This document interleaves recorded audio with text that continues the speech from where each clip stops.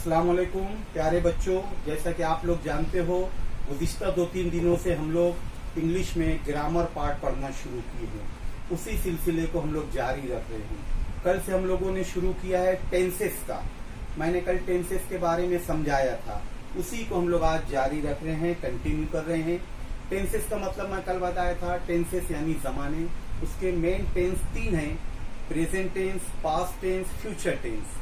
अब इन तीनों टेंसेस के अलग अलग चार टाइप हैं। मैंने कल बताया था टेंस जो है ये क्या है, दादा है, उसके 3 बेटे हैं, present tense, past tense, future tense. और ये तीनों बेटे के 4 बेटे हैं। मतलब टेंस जो दादा है इनके 12 पोते हो गए। मैं कल इस तरह से भी समझाया था। तो ये जो 12 पोते हैं, मतलब ये जो टोटल 12 टाइप हैं, उसमें से हम लोगों ने कल पढ़ा था simple present tense, present continuous tense.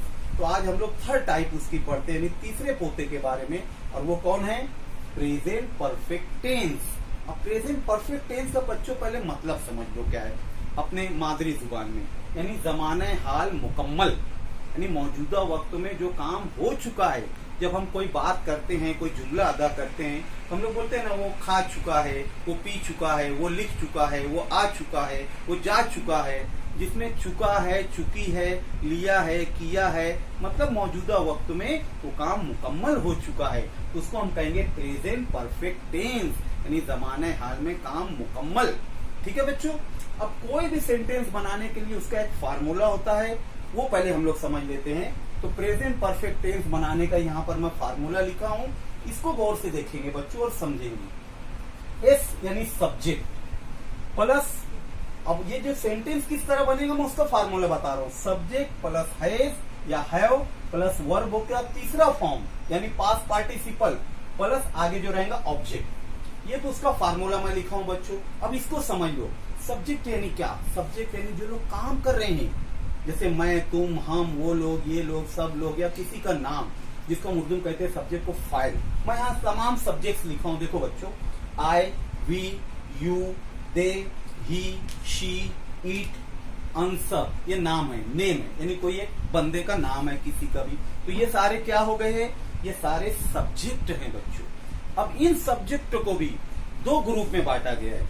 अब यहाँ आप लोग को नजर आ रहा होगा एक ग्रुप प्लूरल का, एक ग्रुप सिंगुलर का। अब ऐसा सब्जेक्ट जैसे आई, वी, यू, दे, इनसे कोई भी जुमला जब शुरू हो रहा है हमारा, तो उसके साथ क्या इस्तेमाल होगा, हैव का इस्तेमाल होगा। और वो क्या है, ये सब प्लूरल्स हैं। आई भी प्लूरल्स में ही काउंट होता है बच्चों। अब यहाँ दूसरा देखेंगे, ही, शी, इट और किसी का नाम, तो ये सारे के साथ क्या ऐड होगा, हैज। और ये सारे क्या हैं, ये सिंगुलर हैं, वाहिद, एक है बच्चों। तो अब आप लोग को सब्जेक्ट समझ में आ गया, ये सारे सब्जेक्ट हैं, इनसे ही सेंटेंस शुरू होगा। अब उसके साथ हम लोग को क्या यूज करना है, हैज या तो हैव। अब मैंने ये भी बता दिया हैज कहाँ इस्तेमाल होगा, हैव कहाँ इस्तेमाल होगा। अब उसके बाद वर्ब की तीसरी शक्लों का इस्तेमाल करना है। जैसे हम लोग इससे पहले पढ़ चुके हैं वर्ब के second form, third form. For example मैं कहता हूँ सी यानी देखना, उसका सेकंड फॉर्म है सा, थर्ड फॉर्म है seen. Okay. Go, went, gone, gone क्या है, थर्ड फॉर्म है। राइट, रोट, रिटर्न, रिटर्न क्या है, थर्ड फॉर्म है। Write, wrote, written. तो हमको सब्जेक्ट के बाद हैव, हैज के बाद वर्बों की तीसरी शक्ल इस्तेमाल करना है, फिर आगे ऑब्जेक्ट लिख देना है। समझ में आया बच्चों। अब इसके सेंटेंसेस एग्जांपल के तौर पे हम लोग समझते हैं बच्चों। आप लोग इसका स्क्रीनशॉट ले लो और लिख लो। अब इसके बाद हम लोग एग्जांपल देखते हैं ये फार्मूले के मुताबिक। ठीक है बच्चों। अब मैं इसके बाद एग्जांपल्स लिखता हूं।